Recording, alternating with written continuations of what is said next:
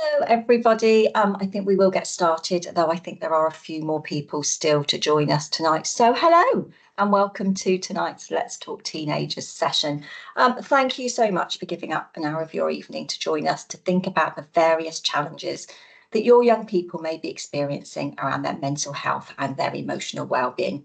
It's amazing to see so many of you here with us tonight.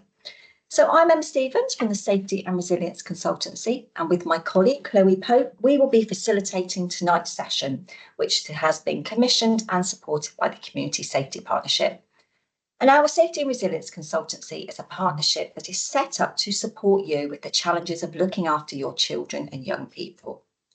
So between us, Chloe and I have been working with children and young people in various ways for over 30 years. And as professionals, we learn a lot about current community issues, and we can access lots of training whenever we have any questions or concerns. But we're very aware that you, as parents and carers, do not always have access to this. Yet you are the most important sources of information to your children and young people. They look to you for their lead, although we do appreciate that it might not always feel like that. So tonight's session is purely aimed at you. We hope you will discuss some of tonight's content with your young people, but we do ask that no children or young people are in direct earshot of tonight's content. Some of it may be quite scary and upsetting, and these sessions are designed for you as parents and carers, not for the young people, but for themselves. So due to the large volume of us on the IT platform, it can make this IT a bit temperamental. So you will see that your cameras and your mics are muted. This does also mean that, unfortunately, Chloe and I cannot respond to any raised hands during the session. But the chat bar is open, so please do put any comments or questions in. It's a great way to support yourselves throughout the session. If you've used a service or you've got some tools that work for you, please do share this information. However, please remember, as we all know, every family is very different. So because something worked for someone else doesn't mean it will work for you. Very kindly, our colleagues, Rebecca Hewitt and Claire Birch from the Community Safety Partnership, and Joe Lewitt, who is a public health specialist, they're with us tonight and they're going to help us manage the chat bar, because sometimes actually it's really difficult for Chloe and I to present and answer some of the questions. So they're going to do their best to keep up with the chat for you tonight. Sometimes, remember though, it can be difficult for us to give that quick, snappy answer to something, and a public reply is not always appropriate. So if there is a complex question or a question that just needs a little bit more thought, we will reply to you by email. Please be respectful of each other tonight in the chat, and for confidentiality reasons, do not give names or identifying features of your children or young people. And we all know how stretched services are. So we would ask you please not to use the chat to complain about professionals or services. We want to make this as positive a space as we can. CPD certificates are available should you want one at the end of the session, and the email address to request this from will be shared at the end. We are also recording tonight's session, but please be assured that there are no identifying features in the chat. Your names won't come up. So some of the content that we share tonight will be difficult for you to hear, and we can't apologise for this because it is made, as it's very important for you to know what your children and young people are facing. But one positive of being at home and listening remotely on the sofa is that you can mute us, you can take a break, and when you return, we'll have moved on. Being responsible for teenagers is hard work, and to do a good job of this, you really need to look after yourselves. So this is a strong warning that we don't hold back in some of our discussions. As we come up to particularly difficult segments, we'll warn you again so that you can mute us for a few minutes if you need to. But all of our sessions are around community risk and those risks within your own homes. So it's really important that you all look after yourselves tonight. We have run this series of Let's Talk Teenagers on a few occasions now, and the sessions look at a wide variety of community issues that affect our young people and what you as parents and carers can do to support. And from feedback received from these sessions, we've identified that the guidance we were given wasn't always the most effective in ways of supporting young people who may be neurodivergent or who have special educational needs. And as a result of this, we completed a series of parent focus groups in order to hear the voices of parents as to what does or doesn't work for their children. And that's led us to where we are tonight. So if any of you have joined our previous Let's Talk sessions, thank you for joining us again.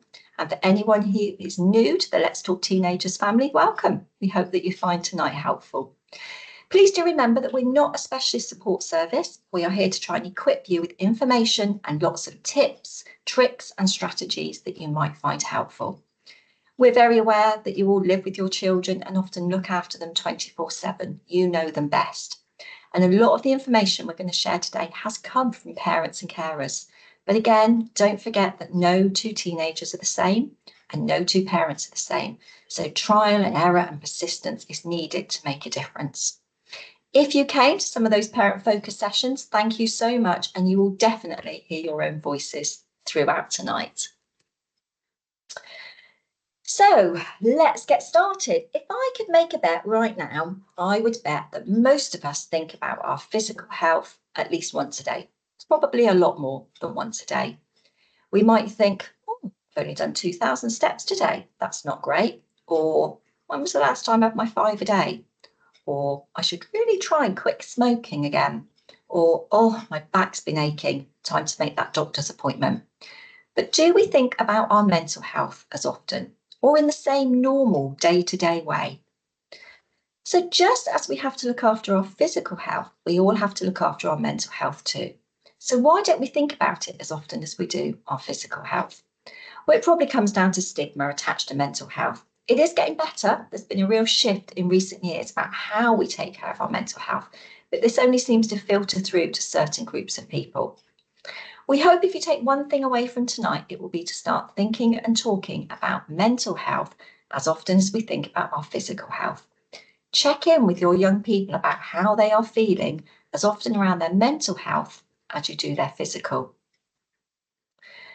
So we can tell you that there are more than 200 classified forms of mental health difficulties, and it would of course be impossible to cover all of these in the session. But we do know that research from NHS England tells us that being neurodivergent in a neurotypical world can lead to changes and challenges that may increase the risk of stress, anxiety, and depression. And research indicates that neurodivergent young people are more likely to experience mental health issues. We also recognise that some of your young people can often feel as if they need to suppress some of their natural behaviours. They have to conform to social norms and they have to force themselves often to behave typically. This can be exhausting and it can cause increased anxiety and burnout. And with 1 in 8 young people in our general population having a diagnosed mental health difficulty and 4 out of 5 autistic young people experiencing mental health difficulty, we are going to be focusing tonight on that general umbrella term of emotional well-being, and look at it in the day-to-day things that could make life a little bit easier for you and your family. So some research was done recently by CRAE, which is the Centre for Research in Autism and Education. And they outlined 3 key points that young neurodivergent people believe will make the biggest difference to their mental health. So one of the things they said was that they need to have support identifying and communicating how they feel. They would like to reduce stigma and increase knowledge around mental health. And they would like to be able to find and access suitable support when they need it. So tonight we're going to focus on the advice that these young people have asked for and that the parents from our focus groups have highlighted for us. It is in no way acceptable for unhappiness and depression to be seen as the normal state for our young people. And those indicators of the presence of a mental health problem can be really subtle.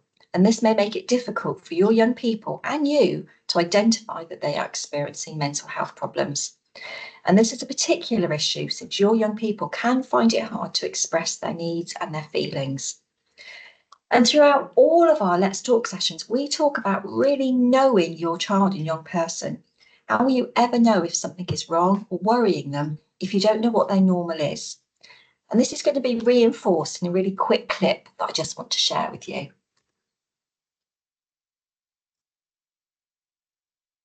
At Ambitious About Autism, we're asking what is normal. We want to reclaim the word because we believe everyone's normal is different. I lay my crisps out in size order, then eat them smallest to biggest. I don't know anyone else who does. If I've had a bad day, I'll build a pillow fort. Surely that's not normal. I know it's unusual, but I love Christmas so much that sometimes, just because I want to, I have Christmas lunch with crackers and all the trimmings, even in the middle of summer. Nobody can really be described as normal. We all have our weird quirks and eccentricities. It's all part of what makes you, you. I'm 18 years old and I'm autistic. The things I do normally are probably different from the things you do. When I'm unwell, my behaviour changes. Seeking help early can make a huge difference to my well-being. Which is why it's so important to know what my normal looks and feels like when I'm doing okay. So if that changes and I stop acting like me, I, or someone who cares about me, can explain what is different and seek help. That's why we developed the #KnowYourNormal tool to help young people with autism record and share their normal. You can find the toolkit at knowyournormal.co.uk. Ambitious About Autism challenge you to show us your normal. Share the things that make you you at #KnowYourNormal. Thank you, Emma, and good evening, everyone. My name is Chloe, and I'm also talking to you tonight alongside Emma. So, what causes someone to struggle with their mental health or their emotional well-being? Well, we've touched on those additional challenges that some of your young people may have. At Ambitious, Generally, being a teenager really is tough, and we have to recognise that sometimes. Not always, but sometimes mental health is triggered by something in our environment. The main triggers that have been found to impact on young people's mental health in particular include exams and school stress, entering puberty and the hormone and body changes, parental separation, those difficulties with friendships or relationships, death or illness in the family, often the time of life when we may lose an older family member for the first time, for example, gender identity or sexuality, witnessing or experiencing trauma, and substance misuse. So make sure to look out for those things. Look out for change in their life. Of course, we cannot wrap our young people up in cotton wool, and we certainly can't prevent some of these things from happening. But if we are aware that these events may trigger that dip in their mental health, we can be more alert when these things happen. And for that extra bit of support, prevention really is key. So if we're aware of those triggers, we can look out for them early on and provide that help to our children as soon as they experience those triggers. We just want to touch a little bit further on that first one that I mentioned, school. School can be such a major cause of anxiety in some of our young people, and the phrases that we hear, such as school avoidance, can be really unhelpful. From talking to parents like you guys at our focus groups, we know that a young person's experience of education really does vary considerably from school to school. So to help your young person, needs will really depend on the cause of their anxiety. For example, there may be a specific problem which requires that immediate action from school, such as bullying. Some things that you could suggest to school if you haven't already include considering those sensory difficulties. Are calm places and spaces provided? Can ear defenders be used or fidget toys be taken in, for example? Is support around transitions to lessons needed? Can a home, school diary be put in place? Can reasonable adjustments be made at the end or the beginning of the day? Use the understanding that you have as a parent or carer to identify coping strategies in school, like those stress scales or timeout cards or visual aids, for example. And ask if your child can provide feedback at the end of each day so that adjustments can be made. Are there small rewards that can be made for small but absolutely massive achievements for your child? And can a whole school approach be taken, for example? Could staff attend awareness training? We don't have time within this hour to fully discuss school-based anxiety, but hopefully by considering some small steps to a positive relationship, that really can start to be achieved with school. So how do you know what normal looks like for your young person? Do you understand their likes, their dislikes, and normal routine for your young person? Remember, we were all teenagers once upon a time, and your teenager might well forget this. The childhood and teenage years that you experienced will have had an impact on how you are as a parent. Maybe you had an absolutely fabulous childhood and you really want to replicate that with your own children. Or maybe you had a very challenging upbringing and want your children's lives to be totally different. Each generation really does want to be better than the last. Can you share this exercise with your teenager? Let them know about you. You can both answer these questions. Let them see that you had some of the same challenges. Also make this fun. Look at old photos and terrible hairstyles. That's a really great way to connect. Maybe listen to your favourite band from that time, but be prepared to listen to your teenagers too. The idea of the exercise that we have on your screen now is to really get to know your young person. What are they really like? Build that positive sharing relationship with them. You think you know, but you might be surprised. Let them get to know you and to appreciate your life and your life as a teenager. We are looking at the scary challenges that our young people face and about warning signs for you as parents to be able to recognise when your young person is struggling. But if you do not know them, you won't see those signs and you won't know that there's been that shift. So there are some common signs to look out for. So thinking about changes in behaviour. Does your child suddenly seem more aggressive than usual, for example? Maybe more argumentative, maybe more tearful? We know these behaviours are common in young people, of course, especially as they experience those hormone challenges and changes through puberty. But is this more extreme than usual? So do they struggle to reflect afterwards? And is there that particular pattern that you're seeing often from them? This could be a sign that they're struggling to communicate how they're feeling, for example. Back to really trying to find out what small changes you could make to ease some of this frustration. Really think about changes in behaviour that are significant and often quite sudden. Have a think about withdrawal from socialising. Have you noticed that they're not seeing their friends so much recently? Or maybe they make up lots of excuses as to why they can't go out and why they can't see their friends. Are they isolating themselves in their room and regularly rejecting company from anyone else?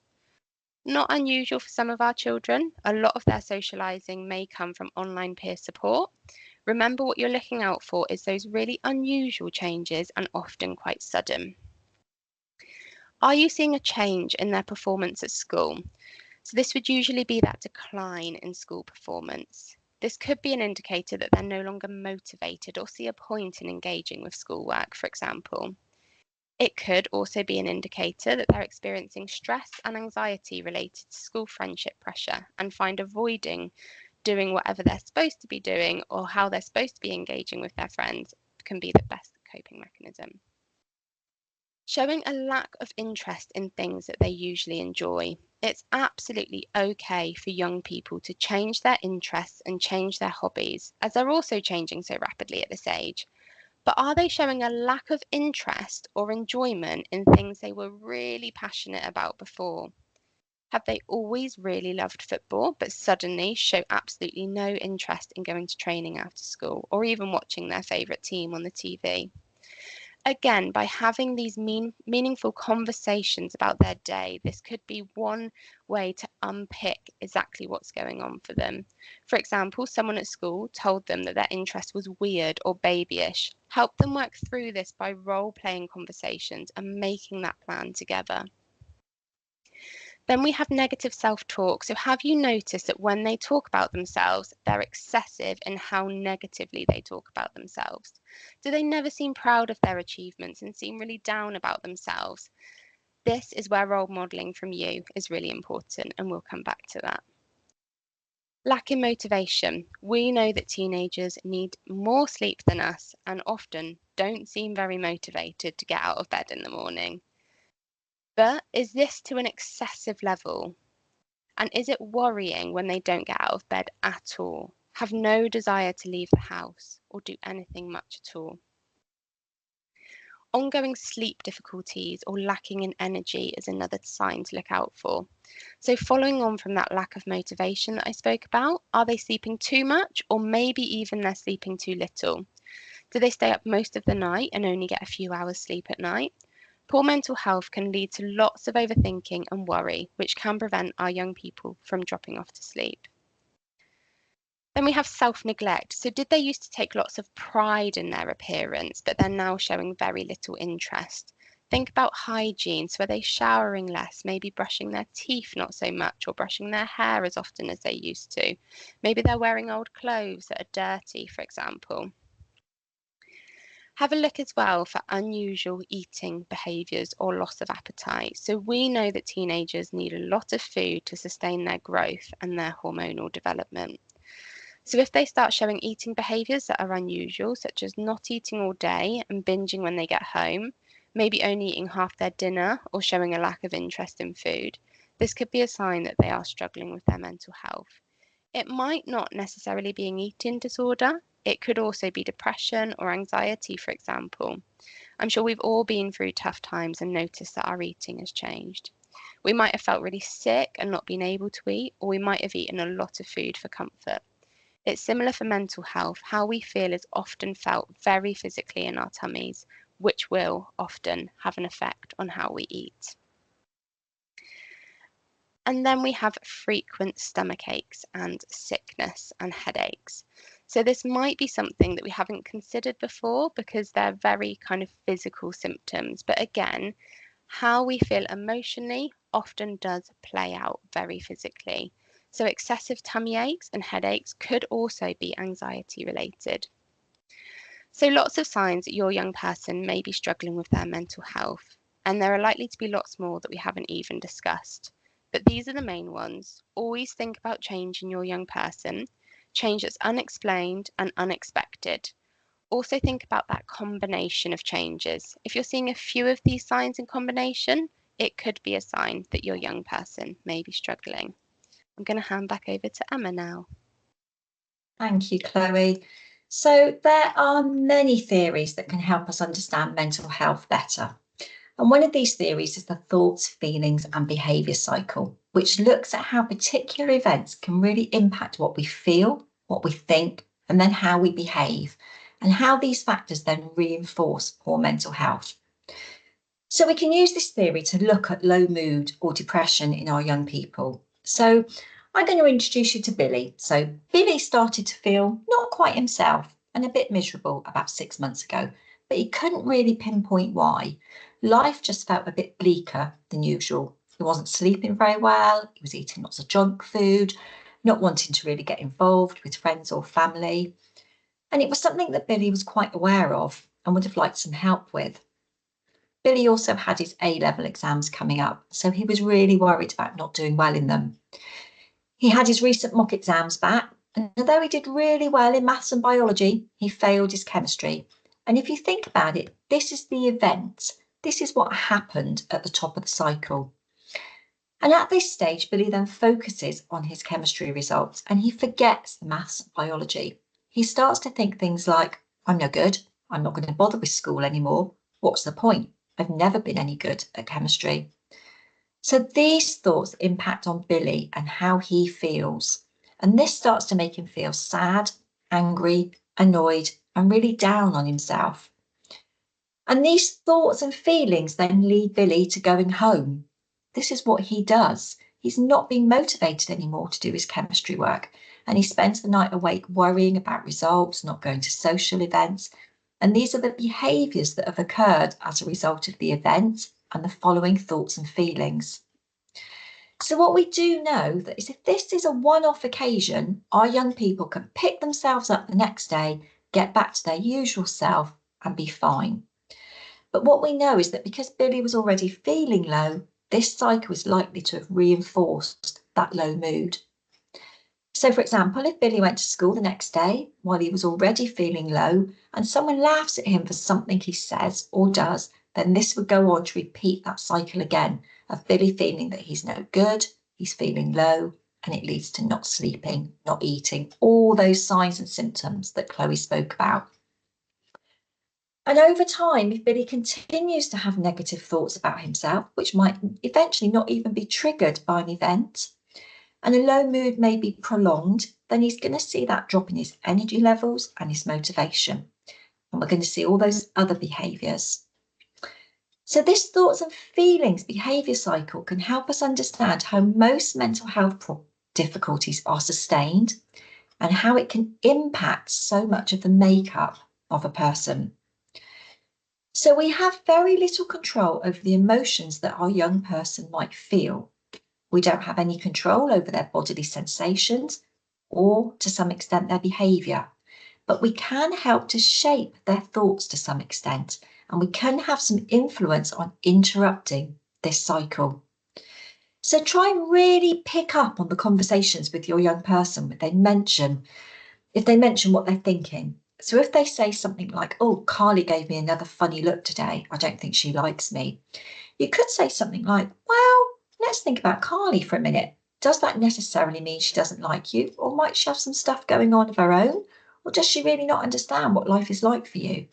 Try and challenge any of those negative thoughts or feelings, opinions that they have, and really help your teenager to reframe them. I'm not suggesting that this is a magic wand, but helping them to modify some of their thoughts will have an impact on their feelings and therefore their behaviour.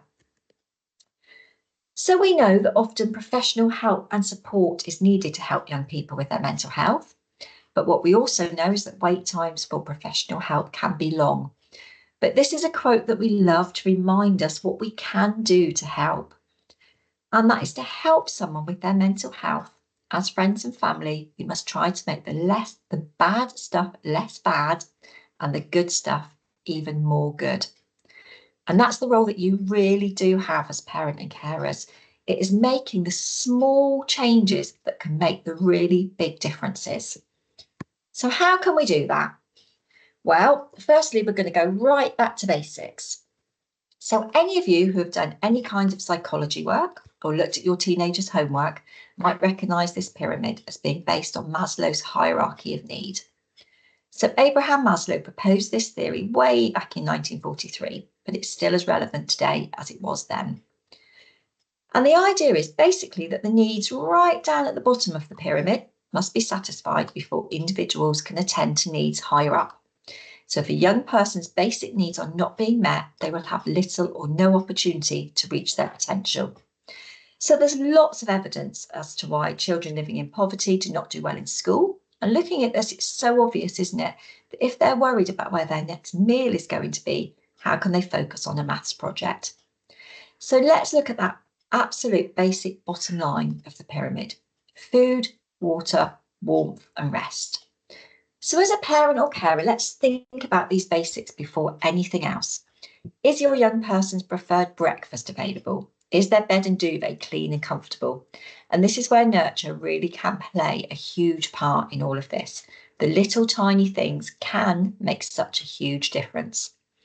Some teenagers live in their bedrooms in an absolute state, I know, but a few simple things like making their bed for them or opening a window, if you're allowed into their space, can make them feel so much better. We all know that feeling of getting into a clean, freshly made bed when you've had a rough day, and our young people need that feeling too. And believe it or not, your teenagers do still want to spend time together with you. Yes, of course, they're on their phones or their laptops, they're playing games, they're talking to their friends, they're watching YouTube, they're eating snacks, and they're convincing you that they're doing their homework, but they are still looking to you for guidance. So try and be a good role model. If you want them to come away from their phones for a bit, come away from yours. Make your bed in the morning. Let them see you anxious about things. Maybe it's a work issue, and let them see how you work through it. Let them see you disagree with your partner, and then let them see the process to making it okay again. Role model these basics. Have water with you. Take something out. Take time out to do something that you like. Let them see you recover from setbacks. You are probably unaware of how much influence you still have and how your young people are always watching you.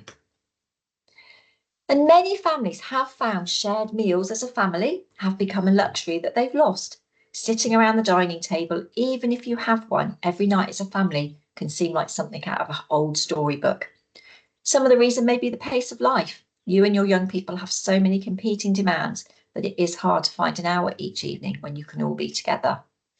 So take that pressure off. Maybe try and only eat once a week as a family, and that will have a huge impact. Try and find that one night in your timetable and commit to it. Maybe ask a different member of the family each week to plan the meal. Get them to plan the shopping list or lay the table or help with the preparation. It's that shared responsibility of being a family team. TikTok is full of great recipe ideas that your teenager may want to share with you. But even 3 or 4 different microwave meals on the sofa, eaten at the same time, is something. One of the positive side effects of sharing family meals is that it allows everyone there to feel valued and appreciated, which is another core need for teenagers. If you've managed to find an hour to give to them, that is the emotional warmth that they're looking for from you. Chloe. Thank you, Emma. So as we've said, everyone has mental health. So what do you do to look after yours? Try and role model those positive ways that you make yourself feel better and tell them that that's why you're doing it. Name how you feel. You might go for a walk when you've had a stressful day, and that's really positive, and also really positive to tell your teenager that you're going for a walk to help you unwind or help you to de-stress. You might need 10 minutes away from everyone when you're feeling a little bit overwhelmed. Again, tell them. Explain that you're doing these little things to help you with how you are feeling. Our young people will learn from what you're doing and also pick up on habits of how you manage your mental health. So make sure that you show them those healthy ones that you have. Honestly communicate and listen. Again, this comes down to naming those feelings and not shying away from them. Mental health holds an awful lot of stigma, as Emma told us earlier. So we can try and break that down with our young people by having honest conversations with them and really listening to what they have to say. We and they might not know exactly the right thing to say, and that's okay. Think about the last time that you were upset, angry, or frustrated and just really needed to offload to a friend. I'm sure that you didn't go into that conversation expecting them to fix the situation for you or give you lots of suggestions for what you could do. I'm sure you are more likely to just want to offload and feel validated in that moment. The same goes for our young people. So listen to what they have to say to you and validate how they feel. Sometimes we all really just need someone to listen to us. Reframe. So during those open and honest conversations, we can also try to reframe for our young people. Like we spoke about during that thoughts, feelings, and behaviour cycle, young people can speak very negatively to themselves and feel that they can mind read sometimes. So if they start to fall into that trap, help them to reframe those thoughts. Does their best friend really hate them after being off with them today, or might they just have something on their mind? Are they really a total failure for failing one mock exam? Help them to challenge those negative thoughts and negative self-talk. Take them seriously. So try not to use those phrases such as you're just being silly or this is just a phase that you're going through. Their feelings are real and they're likely to be even more heightened from hormonal changes in their body. If you say things to them that make them feel that they're being dismissed, they are far less likely to bring up that topic again. So make sure that they're aware that you are there for them, love them, and most of all, want them to feel happy. And support them to engage with therapy or accessing support. Unfortunately, we don't have a magic wand. We sometimes can't make everything better without professional support. So talk positively about professional support in front of them. Help them to view this as a real positive step. And if they're currently in therapy, it's very unlikely that they'll want to tell you much about it, and that's okay. You can ask them how it's going so they know you're interested, but leave it at that if you don't get much back from them. And if you're at the very start of the journey for accessing professional help, support them with those early first steps.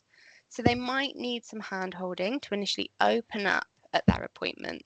They might even want you to speak for them. Again, that's absolutely okay. Just make sure that you check with them first exactly what they do and don't want you to say, so that you are getting it as right as you possibly can. get them active. So research shows that physical activity releases a chemical called endorphins within our body, which triggers positive feelings. Physical activity does not need to be strenuous. Something as simple as getting them to walk the dog around the block with you may help them to feel better. If they're a sporty teenager, encourage this and support them to find the sport that they love and encourage them to do this often. But sometimes a change of environment and standing outside in the fresh air for just a few moments really can make a difference. Maybe look at buying a Fitbit and track some steps, or log on to a fitness app together, or journal your progress. Support them with their feelings in their body. However, we do know that, like I just said, we were talking about sport and exercise, but some young people simply aren't interested in sport and exercise. So think about supporting them in other ways with feelings in their body. There's some really good breathing exercises on YouTube, for example, that you could point them in the direction of. Breathing exercises can sometimes feel a little bit strange if you're not used to them, but can be really, really beneficial for anxiety or panic. And during a conversation about how they're feeling, ask about how their body feels. Do they maybe get headaches when they're feeling low, or tummy aches when they're stressed or worried? What would you usually do to help them with this? A cold flannel on their head maybe, or a hot water bottle for their tummy? All of these things might help to relieve those more physical symptoms of mental health. Body maps are a great way of doing this if verbalizing feelings is difficult. So each member of the family can have their own. Just add physical signs to it when they don't feel right. Wallpaper lining is really great for this. You can lie down, ask the other person to draw around you, a real great fun family activity. And it allows you to plot exactly where I'm feeling a certain ache in my body when I feel a certain way. How do my muscles feel? Are my fists clenched? Is my head pounding? And it just allows that kind of conversation for, actually, how do I know that I'm feeling a certain type of way? What does that feel like in my body? Then we have routine. You all know this, it's just a gentle reminder. Routine, something that was probably absolutely at the forefront of our minds when we wanted to get more sleep when they were toddlers, but something that is equally as important now. You might have less control of them following a routine, but knowing that there is a routine in place really does provide that safety and stability. And help them to make their own routine. Something as simple as showering every morning and some wind down time can be really beneficial. Go back and visit what they used to like to do. And maybe some changes might be needed to home's routine. Just being able to shower at a different time or having a different towel available could be the difference between a good or a bad day. And then we have self-care. What is it that they just absolutely love doing? Do they love journaling, lighting a candle, going out on their bike? Whatever it is that brings your young person joy, encourage it. It never needs to be anything overly extravagant. Think about the basic self-care, like making sure that they drink enough water, opening their bedroom to let some fresh air in, opening their bedroom window, to let some fresh air in, or watching their favourite comfort show with them. Showing an interest in their life. This really falls under that bracket that Emma spoke to us about in terms of making the good stuff even better. So what makes them happy? Who are their friends? What are they really looking forward to? What's their favourite subject? Try not to brush them off when they speak to you about these things. Showing that you have an interest in their life will show them that you care and give them some ownership of the conversations, even if you've had the same conversation over and over and over again. And encourage and help to facilitate their interests. So is there anything that you could do to help them to facilitate their interests? Something like dropping them off at a club or buying them some craft supplies if they're really arty. Of course, we're not asking you to spend lots of money on something they may be only temporarily interested in, but helping them along that journey of finding what they love can be really helpful. And praise, again, probably that area that we haven't thought so much about since they were very small. But as much as they needed it when they were toddlers, they still need it now. So tell them what makes them great, what makes you proud of them. It could be after a conversation that you have about how they're feeling. You can praise them for speaking so openly and so honestly with you. It doesn't always have to be how well they're doing at school. Pick out those lovely parts of them and praise them just for being them. And finally, help them to think about the future. Help them to make their goals SMART, which is specific, measurable, achievable, realistic, and time specific. And try not to think too far into the future because that can seem really quite overwhelming and quite daunting. So help them to think about what changes they would like to make before the end of term, for example. Remember to make these realistic. So it might not be realistic for your teenager to no longer feel anxious before Christmas, for example, but it might be a realistic goal for them to want to meet up with their friends outside of their home once before Christmas, which would be a SMART goal. And once you've thought of some goals together or some things that your young person would like to achieve, you can work together to think about ways that they could reach their goal. So, for example, if your young person's goal was to meet up with friends outside of your house, what small steps could you implement from tonight that would help them to get there? Maybe open and honest conversations about how they're feeling, breathing techniques that they could use if they do feel anxious when out of the house. You could even try and work up to it together. For example, them leaving the house with you, then the next week, leaving the house with you but separating for a minute, then slowly working up to leaving the house eventually without you. Small goals with an end date to work towards together can feel much more manageable and give your young person a real sense of pride if they're able to achieve them. Emma. Thank you, Chloe. So we are going to step up a bit of a gear now and spend some time talking about self-harm, which may be upsetting for some of you. If it sounds like it might be upsetting for you, please do step away from the session for about the next 10 minutes, make yourself a hot drink, and then return to us for the final part. So, self-harm, what is it? Self-harm is when a person intentionally hurts themselves as a way of dealing with very difficult feelings, painful memories, or overwhelming situations and experiences. Typically, when we think about self-harm, we might think of people cutting their skin, but there are many forms of self-harm, which also include people burning, punching, hitting themselves, depriving themselves of food.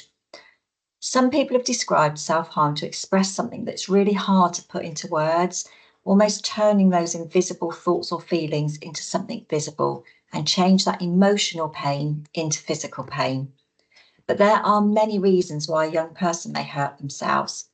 There is not one size fits all solution, but the worst strategy you could ever employ as a parent or carer would be just to say, stop self-harming and leave it at that. Why are you doing that to yourself?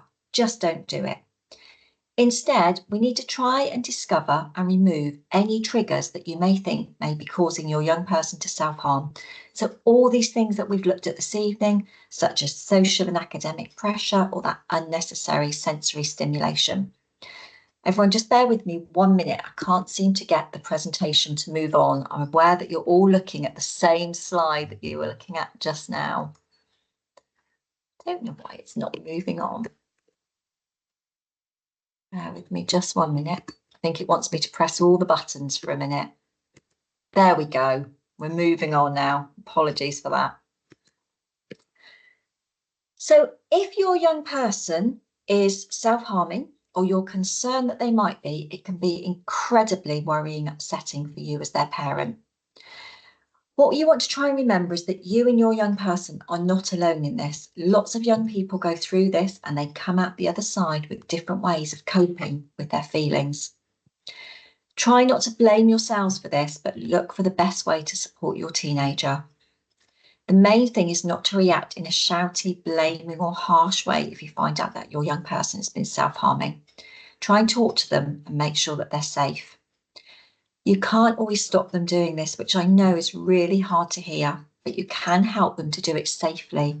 So the basics like having a supply of antiseptic spray and plasters and be aware of any deep cuts. Most self-harm is superficial, but if bleeding continues for more than 10 minutes, you must seek medical help. Over the long term, becoming more aware of how they feel when they self-harm, what's making them feel this way, and the kind of things that help will empower and help your young person to become more in control again. And this will hopefully reduce the sense of being overwhelmed and the feeling that they need to self-harm. When the urge to self-harm does build, having a list of things they can do straight away can help. Young people talk to us about riding the wave until that feeling or urge goes away. And remember that different things will work for different people, and what helps will depend on the feelings that your child or young person is trying to manage. For instance, some young people will want to do something soothing, like wrapping themselves up in a comfy space, while others might want to do something very active to burn off that energy in their body. So there's lots of things on your screen now that you could try to do with your young person if they share this information with you. Journaling is a great way for expressing how we feel. There are some great ones on the market. If you bought a nice journal, they make a great gift for birthdays or celebrations. Writing down feelings on bits of paper and then ripping them up is really great. Counsellors often suggest writing letters to people to say that what you really want, but then don't ever send them. Hitting a soft cushion, a pillow or a beanbag, and physical exercise can really help. Listening to loud music, putting their headphones on and drowning out the world for a little bit. Having a shower or running cold water over your body. Going for a walk outside, taking the dog for a walk, feeling the sun or the wind on your body and looking up at the sky can really help. Focusing on breathing. This doesn't work for everybody, and like Chloe said, it's kind of a learned skill to do some of these breathing exercises. Wrapping up in a duvet or a blanket, those fresh sheets again. Talking to someone, whether that's a friend, a family member, or calling a helpline, the numbers of which we're going to share with you this evening. Tidying or organising something helps some young people.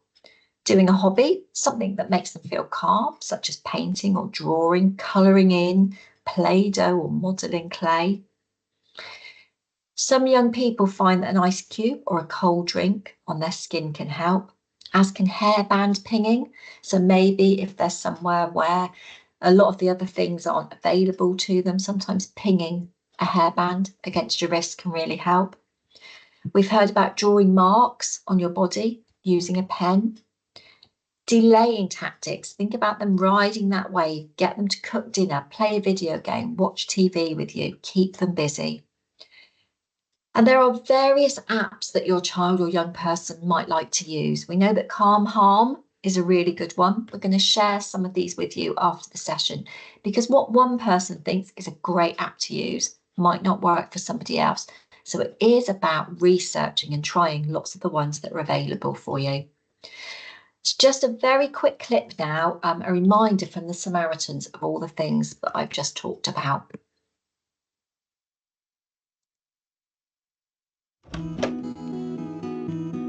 Self-harm is a growing problem, especially among young people. However, there's a lack of understanding. This might make parents, family and teachers react in unhelpful ways. Self-harm is a sign of serious emotional distress. It's important to respond sensitively, though it's natural to feel panic or confusion at first. Try to remain calm. Listen. Acknowledge the emotional distress. Show care and concern. Be non-judgmental. Don't expect self-harm to stop immediately and permanently. Recognise it will take time to feel better.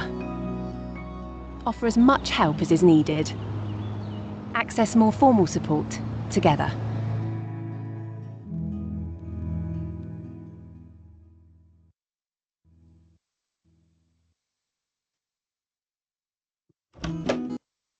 We don't want to watch it again.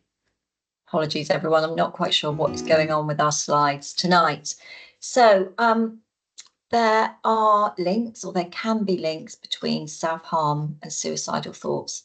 But a young person self-harming does not mean that they are suicidal. Self-harm is a coping mechanism rather than the expression of suicidal feelings. But research does show that young people who make suicide attempts are more likely to have self-harmed in the past. Lots of young people will have thoughts about suicide at some point, and having these thoughts does not mean someone is necessarily going to attempt suicide, but it does mean that they need help and support. So all suicidal feelings should be taken seriously. As a parent or carer, you are right to be concerned and act on this promptly. This can be extremely distressing for you. It's important to remember that they can come out on the other side and feel okay again, but it's not always easy to know if a young person is having suicidal thoughts. Every young person will express or not express their feelings very differently. Some young people will be very clear that they are thinking about suicide and others won't. And it can be really difficult for you to understand what's going on. Talking about this is going to feel difficult, daunting, and very scary. You might be worried about saying the wrong thing or making the situation worse, and this is understandable. But if you're worried, it's really important to find out how your child or young person is feeling. Being able to share their thoughts and knowing you're someone they can turn to will make them feel less alone. Asking them about it will also help you to understand what's going on, and this means you can make a more informed decision about what to do next. And it's really important for me to remind you that talking about suicidal thoughts with your young person will not increase their risk or put ideas into their heads. And Young Minds have a very good approach on their website to supporting young people with thoughts of suicide. And they suggest lots of ways that you can start these conversations. So I would encourage you to look at the Young Minds website and have a look at some of their advice.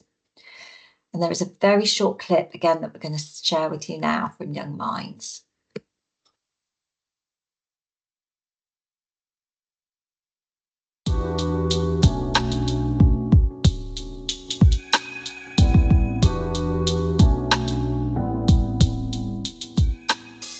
So it's really important when having difficult conversations with your child to use a warm tone of voice.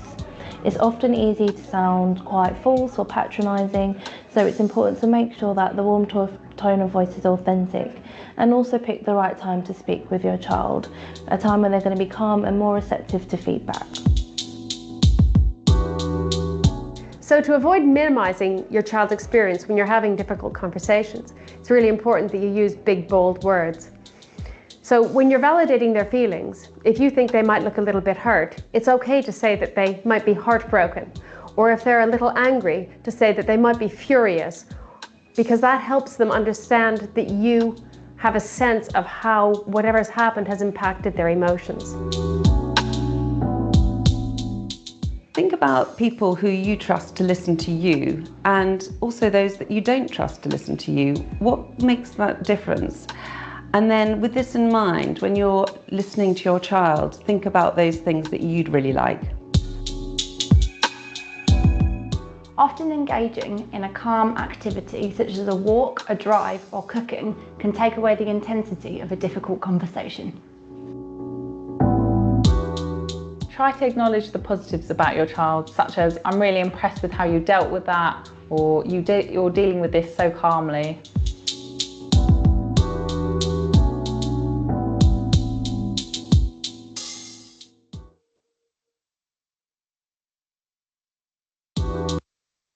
So once they have shared something with you, again, try to stay calm. And if you need a few minutes to compose yourself, share this with your young person.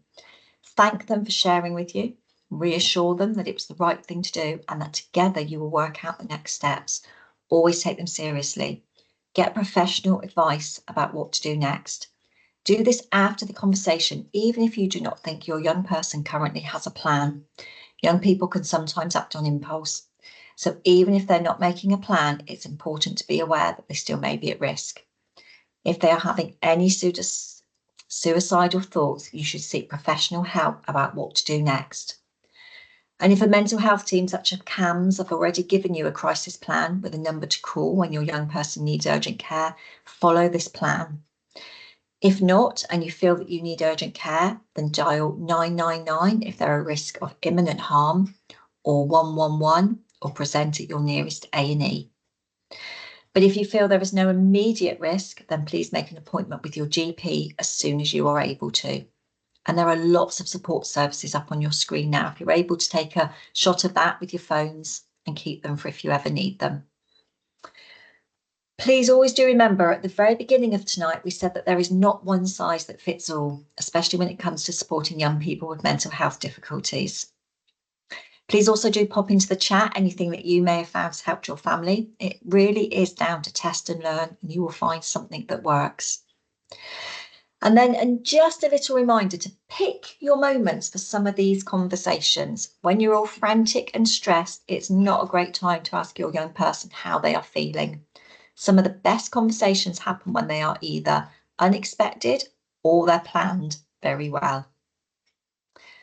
So take a deep breath. I do hope that you're all okay. We've talked about some difficult subjects tonight, so well done for sticking with us.